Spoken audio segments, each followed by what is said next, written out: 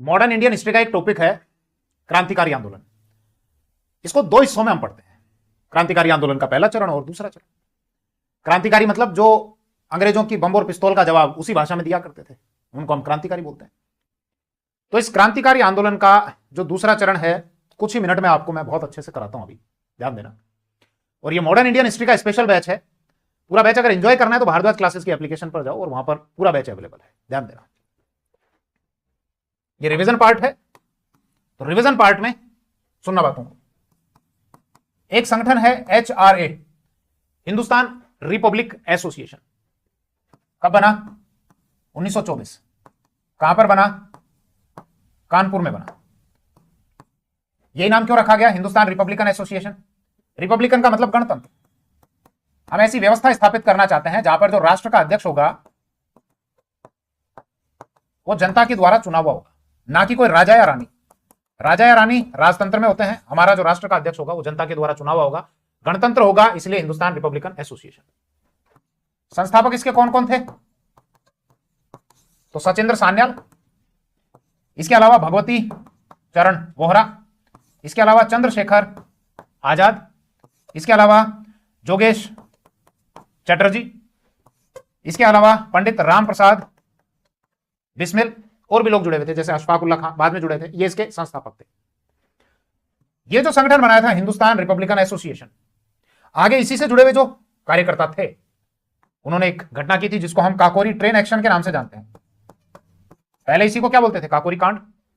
क्या योजना बनाई गई कि 10 क्रांतिकारी हैं वो जाएंगे, ट्रेन की जो चैन है उसको खींच लेंगे, उसमें अंग्रेजों का जो खजाना रखा हुआ है उस खजाने को हम लूट लेंगे, ताकि ये जो क्रांतिकारी गतिविधियां करनी है उसके लिए हमको पैसा चाहिए, पैसा मिल जाएगा। क्योंकि महात्मा गांधी के पास में तो जमनालाल बजाज थे, बिरला थे, अब इनके पास में कोई उद्योगपति तो है नहीं, तो अंग्रेजों को लूट लिया जाए, जनता को क्यों लूटा जाए, और ये खजाना हम ले लेंगे। क्रांतिकारी थे कौन? चंद्रशेखर आजाद, इसके अलावा अशफाक उल्लाह खां, इसके अलावा रोशन सिंह, इसके अलावा राजेंद्र लाहिड़ी, इसके अलावा राम प्रसाद बिस्मिल,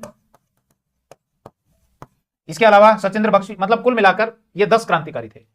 केशव चक्रवर्ती, मनमथ गुप्ता, सचिंद्र बख्शी, ऐसे करके 10 क्रांतिकारी थे। यहां पर एक गड़बड़ क्या हो गई, एक यात्री था अहमद अली, अहमद अली की गोली लगने से डेथ हो जाती है। अंग्रेज सरकार को मौका मिला, क्या मौका मिला? हत्या का केस चलाने का, और फांसी की सजा सुनाई गई। फांसी की सजा इन 4 जनों को, अशफाक उल्लाह खां, राम प्रसाद बिस्मिल, रोशन सिंह, राजेंद्र लाहिड़ी, 4 जनों को फांसी की सजा दी गई थी। आपसे मिलान कराएगा एग्जाम में, अशफाक उल्लाह खां को कहां पर फांसी दी गई थी? तो लिखना फैजाबाद, मिलान कराएगा, ध्यान रखना। राम प्रसाद बिस्मिल को कहां पर फांसी दी गई थी? गोरखपुर। रोशन सिंह को कहां पर फांसी दी गई थी? नैनी, जो आपके प्रयागराज में आता है। राजेंद्र लाहिड़ी को कहां पर दी गई थी? गोंडा जेल में, गोंडा जेल में। कब दी गई थी? 3 क्रांतिकारियों को तो 19 दिसंबर 1927 को दी गई थी। एक जो क्रांतिकारी थे ना राजेंद्र लाहिड़ी, इनको 2 दिन पहले दे दी गई थी, 17 दिसंबर को, 17 दिसंबर 1927 को। अब जब इनको पकड़ा गया था तो केस भी चला होगा, तो एक सरकारी वकील भी रहे होंगे। आपसे पूछा जाएगा सरकारी वकील जगत नारायण मुल्ला, पूछा जाएगा इनके जो वकील थे बचाव पक्ष वाले वो कौन कौन से वकील थे इनके, तो उसमें आप लिखना, एक तो चंद्रभानु गुप्त, इसके अलावा मोहनलाल सक्सेना, और इसके अलावा गोविंद वल्लभ पंत, गोविंद वल्लभ पंत। यह है हिंदुस्तान रिपब्लिकन एसोसिएशन, इससे रिलेटेड ये सारा फैक्ट।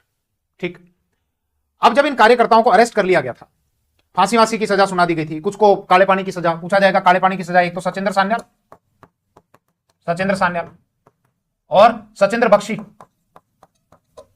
काले पानी की सजा दे दी। मनमथ नाथ गुप्ता, ये नाबालिग थे, 14 वर्ष की सजा सुनाई गई। पूछा जाएगा इन क्रांतिकारियों में नाबालिग कौन थे? मनमथ नाथ गुप्ता। कितने वर्ष की सजा मिली? 14 वर्ष की सजा मिली। इनमें कमजोर पिलर कौन था, मतलब जो सरकारी गवाह बन गया? बनवारी लाल, बनवारी लाल। आपसे पूछा जाएगा ये जो सचिंद्र सान्याल हैं, इनकी लिखी हुई एक किताब थी जिसको क्रांतिकारियों की बाइबल कहा जाता है, तो उत्तर लिखना कौन सी? बंदी जीवन, बंदी जीवन। जैसे आईएएस बनना है तो आईएएस का एक प्रॉपर सिलेबस है, आरएस बनना है तो आरएस का एक प्रॉपर सिलेबस है, ऐसे ही अगर आपको क्रांतिकारी गतिविधियां करनी है तो उसका एक सिलेबस है। बंदी जीवन, वो बंदी जीवन किसने लिखी थी? सचिंद्र सान्याल की किताब है। मतलब इसको कहा जाता था क्रांतिकारियों की बाइबल, क्रांतिकारियों की बाइबल। इन्हीं की लिखी हुई एक और किताब ध्यान रखना, वर्तमान रणनीति। वर्तमान रणनीति। अब देखो यहां से कैसे कैसे सवाल बनेंगे। एक और नाम ध्यान रखना इनमें, एक ये जो संस्थापक थे ना इसके, इन संस्थापकों में भगवती चरण वोहरा। इन भगवती चरण वोहरा की भी एक किताब थी, the philosophy of bomb. Bhagwati चरण वोहरा। ध्यान करो, जब भगत सिंह ने, राजगुरु ने, चंद्रशेखर आजाद ने जब उसको सैंडर्स को सल्टा दिया था, पुलिस अधिकारी को, मैं बात करूंगा अभी रिवाइज करूंगा, तो लाहौर से जब वो फरार हुए थे, लाहौर से जब बचकर निकले थे अंग्रेजों को चकमा देते हुए, तो भगत सिंह की पत्नी बनने का नाटक किया था एक महिला ने, दुर्गा भाभी ने। वो इनकी पत्नी थी, भगवती चरण वोहरा की। भगवती चरण वोहरा की किताब है the philosophy of bomb. The philosophy of bomb. आपसे पूछा जाएगा किसके प्रत्युत्तर में यह लिखी गई थी, तो लिखना कि महात्मा गांधी ने जो एक लेख प्रकाशित किया था द कल्ट ऑफ बॉम्ब, उसके जवाब में। मतलब यह है 1929 में भारत का जो वायसराय था, कौन था? इरविन। इरविन जो कब से कब तक रहा? 1926 से और 31 तक। उस इरविन को उड़ाने के लिए इन्होंने एक योजना बनाई थी। महात्मा गांधी ने इनकी आलोचना की थी, क्रांतिकारियों की, और एक किताब लिखी थी महात्मा गांधी ने। कौन सी किताब? The cult of bomb. The cult of bomb. उसी का रिप्लाई किया था भगवती चरण वोहरा ने, और ये लिखा था फिलोसफी ऑफ बॉम्ब। ये हिंसा नहीं है, हमारे ऊपर जो हिंसा की जा रही है अंग्रेजों के द्वारा, जो अत्याचार और अन्याय किए जा रहे हैं, उसके प्रत्युत्तर में हम ये जवाब दे रहे हैं। ये हिंसा नहीं है, हिंसा वो कर रहे हैं हमारे ऊपर, ये चीज है। तो ये तो हो गया आपका एचआरए। एचआरए से रिलेटेड जो जो आपके सवाल आ सकते हैं वो मैंने लिख दिए। जैसे मान लो आपसे पूछा जाएगा, क्या क्या पूछा जाएगा? एचआरए पूरा नाम क्या है? Hindustan Republican association. कब बना? 1924 में। कहां पर बना? कानपुर में बना। संस्थापक कौन कौन थे? एक तो सचिंद्र सान्याल, भगवती चरण वोहरा, चंद्रशेखर आजाद, इसके अलावा जोगेश चटर्जी और राम प्रसाद बिस्मिल। आपसे पूछा जाएगा बंदी जीवन किसकी किताब है? सचिंद्र सान्याल की। क्रांतिकारियों की बाइबल किसको कहा जाता है? बंदी जीवन को कहा जाता है। वर्तमान रणनीति किसने लिखी? सचिंद्र सान्याल ने लिखी। आपसे पूछा जाएगा काकोरी ट्रेन एक्शन कब हुआ? 9 अगस्त 1925। काकोरी कहां पर आता है? वर्तमान प्रयागराज में आता है। क्या योजना बनाई गई थी? सरकारी खजाने को लूटने की। कितने क्रांतिकारी सम्मिलित थे? 10 क्रांतिकारी। कितने क्रांतिकारियों को फांसी हुई? 4 क्रांतिकारियों को। फांसी किस किस को हुई? पंडित राम प्रसाद बिस्मिल को। आपसे मिलान कराएगा, राम प्रसाद बिस्मिल को कहां पर फांसी दी गई थी? तो उत्तर देना, गोरखपुर में। राजेंद्र लाहिड़ी को कहां पर दी गई थी? गोंडा जेल में। अशफाक उल्लाह खां को कहां पर फांसी दी गई थी? फैजाबाद में। और इसके अलावा रोशन सिंह को नैनी, जो प्रयागराज में आता है। अशफाक उल्लाह खां तो काफी टाइम तक अपने यहाँ जयपुर में भी रहे थे फरारी के दिनों में। और यहाँ के जो शुरुआती क्रांतिकारी और फिर बाद में गांधीवादी विचारों से प्रेरित होकर और गांधी जी से जुड़ गए थे, अर्जुन लाल सेठी, उन्होंने काफी दिन तक अपने यहाँ पर उनको शरण दी थी, अशफाक उल्लाह खां को। और यहाँ कोई एक साइकिल थी, उस साइकिल पे भी घुमा करते थे जयपुर की गलियों में अशफाक उल्लाह खां। फिर आपसे पूछा जाएगा सचिंद्र सान्याल और सचिंद्र बख्शी क्या सजा दी? काले पानी की सजा देती, सेल्युलर जेल में भेज दिया। कालकोठरी हुआ करती थी छोटी सी, वहां पर आदमी ढंग से बैठ भी नहीं पाता था, ना हवा आती थी ना रोशनी आती थी। हालत ये हो जाती थी, कई कैदी तो पागल हो जाते थे उस एकांत के कारण। कई बार ऐसी सजा दे दी जाती थी कि जो कोल्लू है ना, उस कोल्लू की जगह व्यक्ति को बांध दिया जाता था, जैसे वीर सावरकर है। सजा उन्होंने भोगी है भैया। वो सजा या वो प्रताड़ना नहीं होती है कि किसी व्यक्ति को नजरबंद कर दिया जाता है। वहां बाकायदा टेनिस खेलने के लिए भी आपकी गेंद जो है वो बाहर से आ रही है विदेशों से, बड़े बड़े किलों में आपको सारी रियायतें मिल रही हैं। वो सजा नहीं होती थी। सजा ये होती थी कि किस प्रकार से वहां पर टॉर्चर किया जाता था। बैल की जगह उस कोल्लू में व्यक्ति को बांध दिया जाता था, वीर सावरकर को। खैर, क्वेश्चन आपसे और क्या पूछा जाएगा यहां पर? फिलोसफी ऑफ बॉम्ब किसके द्वारा लिखा गया? भगवती चरण वोहरा के द्वारा। किसके प्रत्युत्तर में? महात्मा गांधी के द्वारा लिखे गए द कल्ट ऑफ बॉम्ब के प्रत्युत्तर में लिखा गया था। अच्छा, इसमें सरकारी वकील कौन थे? जगत नारायण मुल्ला। बचाव पक्ष के वकील कौन थे? चंद्रभानु गुप्त, मोहनलाल सक्सेना, गोविंद वल्लभ पंत। इनमें क्रांतिकारियों में वो क्रांतिकारी जो नाबालिग थे, 14 वर्ष की सजा जिनको दी गई थी, मनमथ नाथ गुप्ता। मेरे हिसाब से ये सवाल बनते हैं। फिर अगला क्या है? HSRA। देखो अभी वैसे टॉपिक लगभग 1 घंटे में पढ़ाता हूं मैं, कितनी देर में रिवाइज करा दिया आपको? मात्र 11 मिनट में मैंने करा दिया। और अगर वीडियो को अपलोड करते टाइम मैं इसको थोड़ा सा फास्ट अगर कर दूंगा तो शायद ये और भी कम में आ जाएगा, आपका 7 या 8 मिनट में आ जाएगा। HSRA, अब समझ लो इसको। HSRA क्या है? पिछला संगठन क्या था? HRA था, S नहीं था उसमें। लेकिन अब काकोरी जो ट्रेन एक्शन है, उसके बाद में जो प्रमुख नेता थे उनको अरेस्ट कर लिया, फांसी की सजा सुना दी गई। चंद्रशेखर आजाद भी जुड़े हुए थे, लेकिन वो फरार रहे। वो इनके अंग्रेजों के हाथ में कभी भी नहीं आए, चंद्रशेखर आजाद। तो वो जो संगठन है वो निष्क्रिय सा हो गया, समाप्त सा हो गया। उस संगठन में नई जान फूंकनी है, उस संगठन को फिर से खड़ा करना है, तो अब एक नया संगठन बनाया, HSRA, Hindustan socialist Republican association. कब बना? 1928। 1928 में कब? 9-10 सितंबर 1928 को। कहां पर बना? फिरोज शाह कोटला। देखो मैं पूरा समझा नहीं रहा हूं, क्योंकि एज ए रिवीजन मैं आपको यहां पढ़ा रहा हूं। इसमें पूरा बैच आप ज्वाइन कर सकते हो भारद्वाज क्लासेस की एप्लीकेशन पर। तो यहाँ ऐसे रिवीजन कर रहा हूं, इसलिए मैं फटाफट फटाफट इनको लिख रहा हूं। और मेरे हिसाब से स्टूडेंट भी इसी तरीके से पढ़ना चाहते हैं आजकल, सब फास्ट हो गए, ज्यादा टाइम किसी के पास में नहीं है। बोले सीधे सर टू द पॉइंट बताओ आप, तो जो एग्जाम में आने लायक चीजें समझ लेंगे अपने आप। तो HSRA Hindustan socialist Republican association, इसमें जो एस शब्द है ये भगत सिंह के सुझाव पर जोड़ा गया था। ये संगठन कब बनाया? 1928 में। 1928 में कब? 9 सितंबर 1928 को। कहां पर? फिरोज शाह कोटला। फिरोज शाह कोटला कहां पर आता है? दिल्ली में आता है।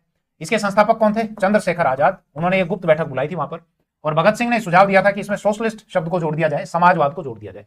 समाजवाद क्या है, साम्यवाद क्या है, बाद में बात करेंगे किसी और वीडियो में, ठीक है।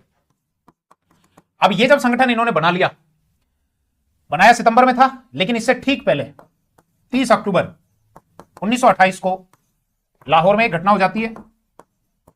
कौन सी घटना? लाला लाजपत राय को लाठियों से पीटा जाता है। दरअसल क्या था, भारत में एक कमीशन आया था जिसको साइमन कमीशन कहा गया। बना कब था? 1927 में। भारत में कब आया था? 3 फरवरी 1928। इसका अध्यक्ष कौन था? साइमन, इसीलिए इसको साइमन कमीशन कहा गया। कितने जने थे इसमें? 7 अंग्रेज थे, सातों के सातों अंग्रेज। क्या काम था कि भारत में जाओ, वहां पर कानूनों में सुधार करना है, उसकी समीक्षा करो, और क्या क्या सुधार करने हैं इससे रिलेटेड तुम रिकमेंडेशन दो, सिफारिश करो। तो सिफारिश करनी थी इस कमीशन को, जिसको साइमन कमीशन कहा गया। हम लोगों ने विरोध किया, क्यों? क्योंकि ये श्वेत कमीशन था। इसी को क्या कहा गया? व्हाइट कमीशन, क्योंकि सारे अंग्रेज थे, भारतीय एक भी नहीं था। तो जगह जगह विरोध हुए, पूरे देश में विरोध हुए, पूरे देश में नारे लगाए गए, साइमन, गो बैक। तो सब जगह जब विरोध हो रहा था, तो लाहौर में इस विरोध का नेतृत्व कौन कर रहे थे? लाला लाजपत राय। लाला लाजपत राय पर लाठीचार्ज कर दिया गया। लाहौर का जो सुपरिटेंडेंट ऑफ पुलिस था, एसपी, जिसका नाम था स्कॉट, स्कॉट ने आदेश दिया और उनके आदेश पर लाला जी को पीटा गया। लाला जी घायल हो गए थे। शाम को एक जनसभा को उन्होंने संबोधित किया, और जनसभा में यह कहा कि मेरे शरीर पर पड़ी हुई एक एक लाठी भारत में इस ब्रिटिश साम्राज्य के ताबूत की आखिरी कील साबित होगी। यह लाला जी ने बोला। लाला जी घायल रहे, अंदरूनी चोट लग गई थी, और उसके कारण लगभग 18 दिन बाद 17 नवंबर 1928 को, 18 दिन हो गए, लगभग 18 दिन बाद लाला जी की हो जाती है डेथ। लाला जी की जब डेथ होती है तो क्रांतिकारियों का खून उबाल मारने लगा। बोले लाला जी की हत्या का बदला लिया जाएगा, भले ही हमारी विचारधारा अलग हो। ये हिंदुत्व की बात करने वाले लोग हैं, और ये जो थे क्रांतिकारी, ये सेकुलर लोग थे। व्यक्तिगत इनकी जो भी धार्मिक आस्थाएं रही हो, कि भगवान में कोई विश्वास करता है, कोई नहीं करता है, कोई मानता है, कोई नहीं मानता है। जैसे चंद्रशेखर आजाद पूजा पाठी व्यक्ति थे, मानते थे। भगत सिंह जो हैं, उनकी तो एक किताब है, why I am an atheist, ध्यान रखना, पूछा जाएगा आपसे। भगत सिंह की किताब, मैं नास्तिक क्यों हूं, why I am an atheist. इसके अलावा इनके संगठन पूछा जाएगा, तो एक तो लाहौर छात्र संघ, बताना, लाहौर छात्र संघ भगत सिंह का संगठन है। इसके अलावा नौजवान भारत सभा, नौजवान भारत सभा, किताब कौन सी है? मैं नास्तिक क्यों हूं, why I am an atheist. तो ये क्रांतिकारी आंदोलन का जो दूसरा चरण है, जो सेकुलर स्वरूप देखने को मिलता है। तो लाला लाजपत राय हिंदुत्व की बात करने वाले, ये अलग तरह की बात करने वाले, लेकिन कोई व्यक्ति कैसे इतने बड़े लीडर को मार सकता है? बोले हत्या का बदला लिया जाएगा। एक जगह पर ये बैठे क्रांतिकारी, उसको क्या कहा जाता है? मोजंग हाउस। एक जगह थी मोजंग हाउस। मोजंग हाउस कहां पर है? ये लाहौर में। क्रांतिकारी किस दिन बैठे? 10 दिसंबर 1928 को। क्या योजना बनाई गई? बोले स्कॉट की हत्या कर दी जाएगी। ये मोजंग हाउस किसने किराए पर लिया हुआ था? महावीर सिंह राठौड़ ने। महावीर सिंह राठौड़। महावीर सिंह राठौड़ कौन थे? सुनना बात को। 1904 के लगभग एटा जो कहां पर आता है, यूपी, वर्तमान शायद उसको कहा जाता है कासगंज, जो इनका एरिया आता है, कासगंज, वहां पर इनका जन्म हुआ था। भगत सिंह, चंद्रशेखर आजाद इनके सहयोगी थे, मतलब ये उनके साथ में जुड़े हुए थे, महावीर सिंह राठौड़। मोजंग हाउस इन्होंने, इनके साथियों ने किराए पर लिया हुआ था, लाहौर में था। भगत सिंह को जब लाहौर की जेल में बंद किया हुआ था 1929 में, 8 अप्रैल को, जो केंद्रीय विधानसभा थी, जहां पर अपनी पुरानी वाली जो संसद थी ना, जो केंद्रीय विधानसभा थी, उस केंद्रीय विधानसभा में 2 लोगों ने बॉम्ब फेंके थे। एक तो भगत सिंह ने और एक बटुकेश्वर दत्त ने। वो बॉम्ब फेंके थे 2 बिलों के विरोध में। एक तो ट्रेड डिस्प्यूट बिल, जो मजदूरों के अधिकारों को कटौती करता है, मजदूरों को हड़ताल या किसी चीज का विरोध करने का अधिकार नहीं। इसके अलावा पब्लिक सेफ्टी बिल, कि शक के आधार पर अंग्रेज किसी को भी अरेस्ट कर लेंगे। तो बम विस्फोट जब इन्होंने किया, वहां बम गिराया, तो किसी को मारना उद्देश्य नहीं था, केवल बहरी ब्रिटिश सरकार को अपनी बातें पहुंचाना इनका उद्देश्य था। और बम फोड़ने के बाद भी ये लोग वहीं पर डटे रहे, सरेंडर किया, और इनको फिर अलग अलग जेल में बंद किया गया था। सबसे पहले दिल्ली में बंद किया था इनको, मैं महावीर सिंह राठौड़ के बारे में बता रहा हूं, वहां पर आ रहा हूं अभी। दिल्ली से फिर इनको भेज दिया था मियांवाली, जो वर्तमान पाकिस्तान के पंजाब में आता है। फिर वहां से इनको शिफ्ट कर दिया था लाहौर। तो लाहौर जेल में जब ये बंद थे, इनके साथ और भी क्रांतिकारियों को तब तक पकड़ लिया गया था, भगत सिंह, बटुकेश्वर दत्त, सुखदेव, राजगुरु। इनको छुड़ाने के लिए योजना बनाई गई थी कि महावीर सिंह राठौड़ जाएंगे, पुलिस वैन लेकर जाएंगे या और कोई गाड़ी लेकर जाएंगे, बम विस्फोट वहां पर होगा और जेल से भगत सिंह को छुड़ा लिया जाएगा। इसके लिए एक बम भी परीक्षण किया गया था भगवती चरण वोहरा के द्वारा, भगवती चरण वोहरा। लेकिन उस बम विस्फोट का परीक्षण करते टाइम ही भगवती चरण वोहरा की डेथ हो जाती है, बात लीक हो जाती है, अंग्रेजों को पता चल जाता है। और जब छानबीन की जाती है तो इसी मोजंग हाउस की तलाशी ली जाती है। पता चलता है ये मोजंग हाउस जो है ये महावीर सिंह राठौड़ के द्वारा ही किराए पर लिया गया था। क्रांतिकारी यहीं पर अपनी योजना वगैरह बनाया करते थे। महावीर सिंह राठौड़ को अरेस्ट कर लिया गया और इनको काले पानी की सजा सुना दी गई। जब इनको सेलुलर जेल भेजा गया था अंडमान निकोबार की काले पानी की सजा के लिए, तो वहां पर 17 मई 1933 को इनकी डेथ हो जाती है फेफड़ों में दूध भरने से। कैसे? वहां कैदियों के साथ में जिस प्रकार से अन्याय किया जा रहा था, अत्याचार किया जा रहा था, अमानवीय अत्याचार किया जा रहा था, अमानवीय यातनाएं दी जा रही थी, इन्होंने उसके विरोध में भूख हड़ताल की थी। पहलवान टाइप के आदमी थे, अंग्रेजों के जल्दी से काबू में नहीं आए थे। अब मुंह से तो इनको कुछ खिला नहीं सकते क्योंकि ताकतवर आदमी थे, तो अंग्रेज रबर की ट्यूब लेकर आए, इनके नाक में डाल दी कि नाक के माध्यम से और फिर दूध पिला दिया जाएगा। लेकिन खाने की नली और सांस की नली पास पास होती है। जो ट्यूब डाली वो खाने की नली की बजाय सांस वाली नली में चली गई। दूध डाला गया, वो दूध इनके फेफड़ों में भर गया और फेफड़ों में दूध भरने के कारण इनकी डेथ हो जाती है। किसी को पता ना चले, अंग्रेजों ने इनके शव पर पत्थर बांधे और पत्थर बांधकर समुद्र में फेंक दिया गया। ये थे महावीर सिंह राठौड़। अब सच सच बताना, कितने लोग आप में से महावीर सिंह राठौड़ के बारे में जानते हैं? नहीं जानते होंगे। उसका कारण यह है, ये जो क्रांतिकारी हैं खुद भगत सिंह, चंद्रशेखर आजाद, इनके बारे में भी कुछ एक पन्नों में सल्टा दिया जाता है इतिहास की किताबों में, क्योंकि इतिहास विजेताओं के द्वारा लिखा जाता है। और विजेता स्वयं से संबंधित और स्वयं से जुड़े हुए, प्रत्यक्ष या अप्रत्यक्ष जुड़े हुए जो भी लोग होते हैं, उनका महिमा मंडन ज्यादा करता है विजेता, बाकियों से मतलब नहीं होता है। तो खैर ध्यान देना, हम क्या बात कर रहे थे? लाला जी की हत्या का बदला लिया जाएगा। 10 दिसंबर 1928 को मोजंग हाउस में यह योजना बनाई गई और लोगों को अलग अलग काम दिए गए। क्या काम दिए गए कि 17 दिसंबर को 1928 को स्कॉट की हत्या कर दी जाएगी। स्कॉट कौन है? एसपी। कहां का एसपी है? लाहौर का। सबके अलग अलग काम हैं। सुखदेव के काम कि सुखदेव जो हैं ये लॉजिस्टिक उपलब्ध कराएंगे, क्या क्या सामान की आवश्यकता होगी। इसके अलावा राजगुरु पहली गोली मारेंगे। जब पहली गोली मार देंगे तो फिर भगत सिंह ताबड़तोड़ 4-5 गोलियां मारेंगे और ये पुष्टि करेंगे, ये कंफर्म करेंगे कि अधिकारी को सल्टाया जा चुका है। एक और क्रांतिकारी इनमें जयगोपाल, जो बाद में सरकारी गवाह बन गए थे, ये साइकिल लेकर पुलिस हेडक्वार्टर के बाहर खड़े रहेंगे, डीएवी स्कूल के पास में, और इशारा करेंगे। इनका काम है इशारा करना, कि जैसे स्कॉट आएगा इशारा कर देना। स्कॉट का दिन अच्छा था, नहीं आया। दूसरा जो अधिकारी था एएसपी सांडर्स आ गया। अब सारे गोरे दिखने में एक जैसे ही, अपने वाला तो पहचान ही नहीं पाए। जयगोपाल ने इशारा किया, इशारा पाके राजगुरु ने पहली गोली चलाई, भगत सिंह ने ताबड़तोड़ 3-4 गोलियां और चलाई, सांडर्स को सल्टा दिया गया। चंद्रशेखर आजाद भी वहीं पर थे, उनको काम दिया गया था बैकअप का, कि भैया आप सपोर्ट करोगे, पीछे से कोई इनकी हेल्प के लिए आ जाएगा तो उसको सल्टा देना। एक कांस्टेबल साहब थे, हवलदार थे, कांस्टेबल थे, चंदन सिंह जी आए, बोले साहब को कैसे मार रहे हो? तो चंद्रशेखर आजाद ने कहा कि हम किसी भारतीय की हत्या नहीं करना चाहते, आप लौट जाओ वापस। चंदन सिंह नहीं माने तो चंद्रशेखर आजाद ने चंदन सिंह को सल्टा दिया। यह घटना हो गई। अब इसके बाद अंग्रेजों ने धरपकड़ शुरू की। अगले दिन हालांकि इन्होंने पोस्टर लगवाए लाहौर में, वहां की गलियों में गुलाबी रंग के पोस्टर लगाए। उन पोस्टर में लिखा था लाला जी की हत्या का बदला लिया जा चुका है, और नीचे साइन किए हुए थे बलराज के। बलराज कोई नहीं था इनमें से, चंद्रशेखर आजाद ने ही, जो कमांडर इन चीफ थे किसके? एचएसआरए के, हिंदुस्तान सोशलिस्ट रिपब्लिकन एसोसिएशन, इसके जो कमांडर इन चीफ थे, तो चंद्रशेखर आजाद ने बलराज के छद्म नाम से और उसको साइन किए हुए थे कि लाला जी की हत्या का बदला लिया जा चुका है। हालांकि एक हम स्कॉट को मारने के लिए आए थे, सांडर्स मारा गया, लेकिन कोई पछतावा नहीं है इस बात का, क्योंकि वो भी ब्रिटिश शासन का ही प्रतीक है। भारतीयों का खून अभी तक जमा नहीं है। ये कुछ इस प्रकार की बातें लिखी हुई थी।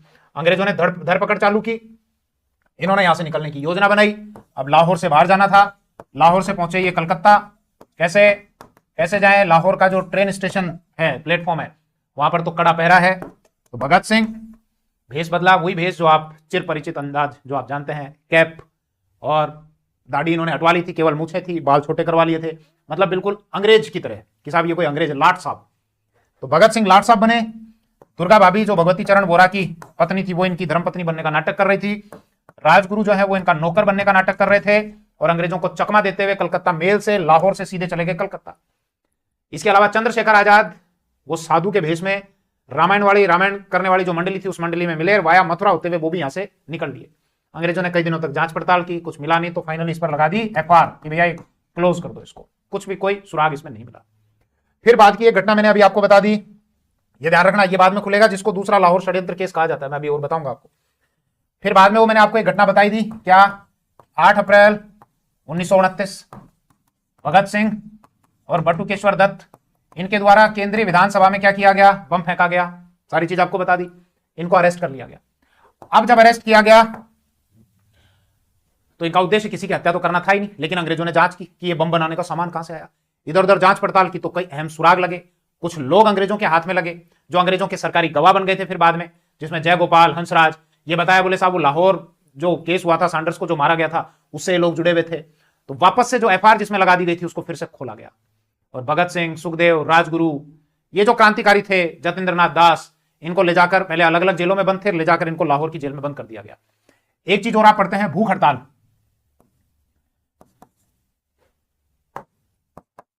भूख हड़ताल, जब इन क्रांतिकारियों को अरेस्ट किया गया था तो उस समय तक कि हत्या की है या नहीं की सैंडर्स की, वो दोष तो सिद्ध हुए नहीं थे।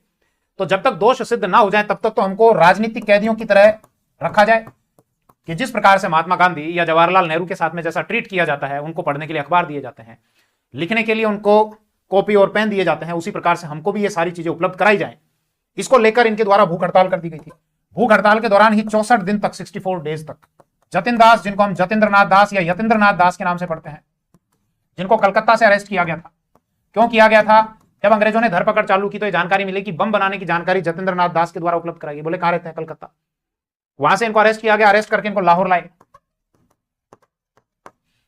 भूख हड़ताल के दौरान 64 दिन तक भूखे रहने के कारण इनकी डेथ हो गई। हालांकि अंग्रेजों ने महावीर सिंह राठौड़ की तरह जबरदस्ती की थी, वही दूध पिलाने का प्रयास किया था नाक के रास्ते, लेकिन वो दूध कहां चला गया? फेफड़ों में चोट वोट लग गई और उसके कारण इनकी डेथ हो जाती है। आप ये देखो कि उस समय क्रांतिकारियों की क्या जबरदस्त लोकप्रियता रही होगी, कि जब इनकी पार्थिव देह को लाहौर से वापस कलकत्ता भेजा गया तो लाहौर के स्टेशन पर उस समय 50,000 लोग इकट्ठे हो गए थे। उनकी आंखें नम थी, वो पुष्प वर्षा कर रहे थे। इनकी पार्थिव देह को लेकर वो जो ट्रेन कलकत्ता की तरफ जा रही थी तो रास्ते में जो जो स्टेशन आ रहे थे वहां पर भारी भीड़ इकट्ठी थी, बहुत बड़ी संख्या में लोग वहां पर खड़े थे अपने हीरो के दर्शन करने के लिए, इस योद्धा के दर्शन करने के लिए। कलकत्ता में जब इनकी पार्थिव देह पहुंची, स्वयं सुभाष चंद्र बोस वहां पर उपस्थित थे और इनकी अंतिम शव यात्रा में 5 से 6 लाख लोग इकट्ठे थे। आप विचार करो, किसी व्यक्ति की अंतिम शव यात्रा में 5 से 6 लाख लोग। अंग्रेज सरकार घबरा गई कि क्रांतिकारियों की लोगों में, युवाओं में अगर इतनी जबरदस्त लोकप्रियता पैदा हो रही है तो इन युवाओं में मरने का डर खत्म हो जाएगा, ब्रिटिश शासन को उखाड़ फेंकेंगे ये लोग। क्या जबरदस्त लोकप्रियता रही।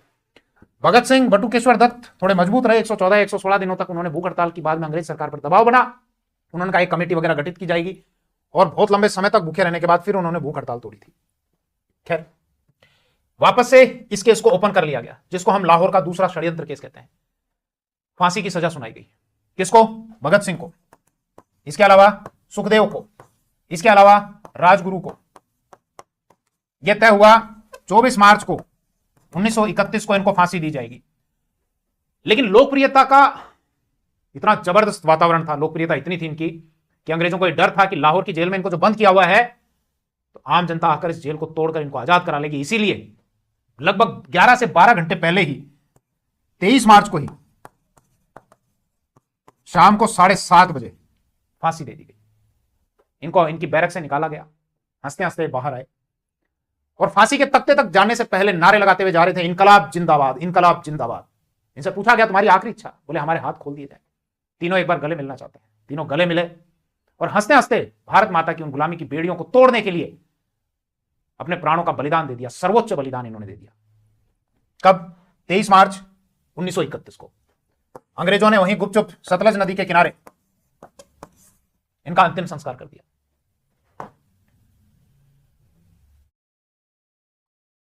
चंद्रशेखर आजाद का क्या हुआ? चंद्रशेखर आजाद आजाद थे और आजाद रहे। वर्तमान आप प्रयागराज में जाएंगे, वहां पर एक पार्क है जिसको चंद्रशेखर पार्क कहा जाता है, लेकिन वहां के लोग अभी भी उसको कंपनी बाग के नाम से जानते हैं। कंपनी बाग के नाम से। तारीख थी 27 फरवरी 1931। अंग्रेजों को किसी ने सूचना दी कि चंद्रशेखर आजाद इस अल्फ्रेड पार्क में, पहले इसको क्या कहा जाता था? अल्फ्रेड पार्क, लेकिन बाद में चंद्रशेखर पार्क उसका नाम कर दिया गया इनके सम्मान में। स्थानीय लोग उसको कंपनी बाग के नाम से बोलते हैं। अल्फ्रेड पार्क में चंद्रशेखर आजाद वहीं पर हैं।